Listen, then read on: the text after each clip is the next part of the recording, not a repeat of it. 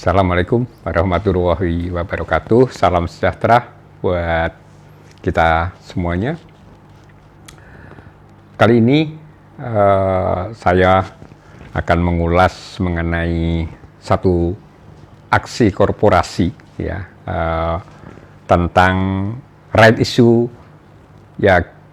Kita berikan contoh yang sedang berlaku nanti sebentar lagi, yaitu Bank Bukopin ya, right issue Bank Bukopin. Sekarang namanya menjadi Bank KB Bukopin Tbk ya, karena sudah dimiliki oleh Kokmin Bank dari Korea Selatan. Nah, hari ini tanggal 10 ya, Mei 2023, saya ambil sebagai satu kami mengambil harga ya, harga untuk menghitung nanti harga teoritisnya tentu sebetulnya akan lebih pas nanti pada saat KUM ya, KUM-nya itu tanggal 15 Mei. Tetapi kita bikin YouTube ini hari ini, jadi saya ambil contoh saja. Para pemirsa yang bahagia, para investor khususnya,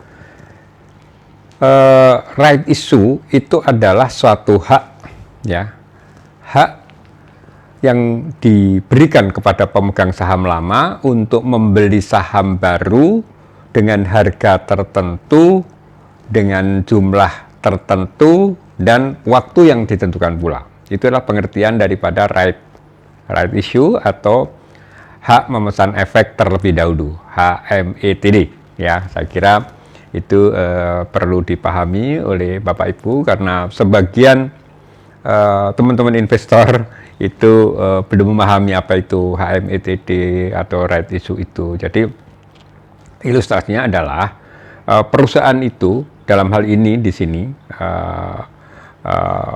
Bank KB ya, KB Bukopin ini, atau di kode sahamnya BPKP, itu sedang ingin menambah modal kerja ya, untuk permodalan dia sehingga bisa lebih ekspansi begitu. Nah, kita tahu bahwa Bukopin ini baru saja terjadi pengambil alian ya. Dulu itu kan pemiliknya ada Busowa dan sebagainya ya. Sekarang ini hampir mayoritas justru dimiliki oleh Kokmin Bank ya, itu 67%, sedangkan 33% dimiliki oleh publik. Nah, kita lihat dulu ya ilustrasinya, karena bagi saya bahwa membeli saham ini kan harus membeli perusahaan. Jadi kita mesti tahu benar apa yang terjadi di perusahaan itu dan akan bagaimana prospeknya. Nah, Bukopin ini kan kita tahu adalah suatu perbankan yang barusan diambil alih ya, beberapa waktu yang lalu, dan waktu diambil alih itu memang terjadi suatu kerugian ya yang cukup besar. Ini Kokmin Bank ini sudah melalui pertimbangan yang matang ya, saya kira, untuk berani mengambil alih Bank Bukopin ini ya, karena untuk mendirikan satu bank yang sudah go public kan butuh waktu ya. Mungkin perhitungan Kokmin Bank adalah dengan cara membeli satu bank yang sudah langsung go public, dia tinggal benahin aja, manajemennya diganti begitu. Ini yang terjadi. Nah, sekarang Kokmin Bank itu terus dalam waktu berbenah itu dengan cara antara lain menjual kredit-kredit bermasalahnya itu, dijual ya. Jadi terjadilah di situ, mungkin karena menjualnya kredit bermasalah ya dengan harga yang diskon. Itu kalau tadinya kreditnya itu katakanlah 1 triliun, mungkin itu dijualnya cuma berapa ratus miliar saja ya. Tetapi ya sudah, itu daripada tidak bisa tertagih atau mungkin capek-capek nagih gitu ya, itu dijual aja. Nah, itu terjadi kerugian kan, tentu menjadi kerugian. Itulah menjadi beban kenapa Bank Bukopin itu masih mengalami kerugian. Nah, dari situ Bukopin itu, BPKP itu, dia melakukan penambahan modal melalui skema HMETD, HMETD ya, atau right issue ini. Dengan cara yang sedang diumumkan itu, yaitu setiap pemegang saham lama, ya, itu mempunyai hak untuk membeli setiap atau 100, ya, kita bulatkan 100 lembar bisa membeli 176 lembar. Ya, itu hak yang diberikan pada pemegang saham lama. Nah, sekarang bagaimana dengan pemegang saham lama yang sudah memiliki, ya. Jadi kalau dia misalnya ada investor yang memiliki 100, yaitu perbandingannya 100 bisa membeli 176 ya lembar. Dan itu proporsional ya, nanti tinggal memperbandingkan aja kita punya berapa gitu. Kalau misalnya kita punya 150 lembar, ya udah tinggal proporsional aja. Nah, harga yang ditetapkan di dalam kemarin yang setelah melalui rapat umum pemegang saham luar biasa itu ditetapkan adalah Rp100. Ya, jadi pemegang saham lama boleh membeli harga saham BPKP dengan harga Rp100. Ya, itu walaupun harga pasar berapapun harganya. Ya, kalau misalnya harga pasar itu katakanlah 110, ya sudah, tetap dia mempunyai hak untuk membeli Rp100. Ya, ini kami jelaskan seperti itu. Nah, tentu kalau misalnya investor itu mempunyai 100 katakanlah ya, supaya memudahkan untuk perhitungan, dia mempunyai hak 100 membeli 176 ya. Nah, sebagai contoh hari ini misalnya harga siang ini, sesi 1 tanggal 10 Mei 2023 itu adalah Rp103 ya hari ini. Nah, berarti harga teoritisnya kalau Bapak Ibu mempunyai saham 100 saham BPKP, maka harga teoritisnya itu adalah 100 kali 103 ya, ditambah 176 kali 103 ya. Maaf, 100 kali 103 ya, karena ini kebetulan sama ya. Jadi kali 176, maaf ya. Saya ulang.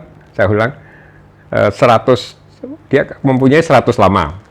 Ya, 100 lama itu boleh membeli dengan harga belinya misalnya hari ini 103.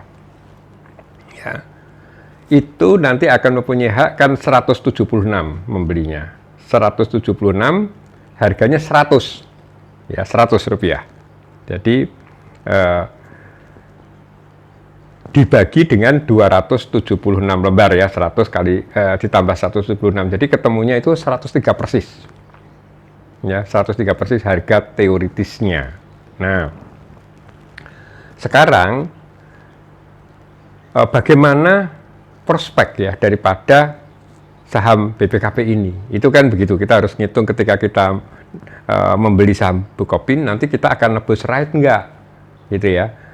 Nah, kalau harga teoritisnya yang Bapak beli sekarang dengan harga 103 ya, maka nanti kalau misalnya harga pasar itu turun di bawah harga teoritis 103, maka dapat dikatakan kita sementara yang mengalami potensial loss karena harga teoritisnya 103 tapi harga pasarnya di bawah 103.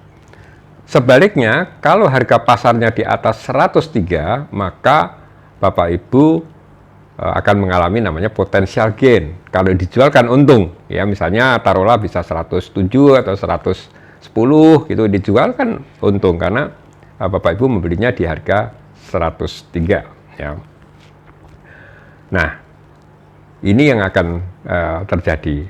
Nah, bagaimana mungkin kalau sekarang harga saham BPKP itu turun menjadi di bawah 100. Padahal kan harga right-nya, harga tebus untuk bagi pemilik right itu kan Rp100. Nah, yang terjadi adalah kemungkinan besar orang publik tidak akan membeli. Ya percuma kan, harganya di harga pasar di bawah 100, harga penebusannya 100. Jadi rugi dong. Lebih baik beli di pasar ya, misalnya harganya cuma 95. Ya, daripada beli 100 ya mendingan beli di pasar 95. Ya, jadi ini disinilah ada spekulasinya. Nah, bagaimana pula kalau misalnya harga pasar itu sampai nanti pada batas ya penebusannya, ya pada penebusannya itu kan masih di tanggal 30 Mei nanti, ya jangka waktunya sampai 30 Mei.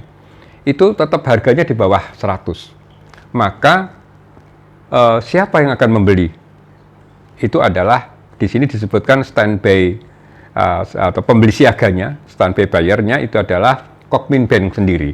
Ya, jadi andai kata investor itu tidak ada yang ikut membeli saham baru, maka Kokminbank yang akan membeli seluruh saham baru yang diterbitkan itu. Nah, sebagai konsekuensinya investor akan mengalami dilusi, ya kan? Karena jumlah modalnya bertambah, tapi pemegang saham lama tidak ikut menambah modal. Nah, terjadilah dilusi, artinya secara kepemilikan persentasenya menjadi turun. Itu adalah satu konsekuensi kalau Bapak Ibu tidak ikut membeli atau menebus saham baru yang atas penerbitan right issue tadi. Itulah ya, jadi memang di semuanya investasi ini ada risiko, ada potensial keuntungan juga. Jadi tergantung bagaimana analisa kita melihat satu aksi korporasi ini.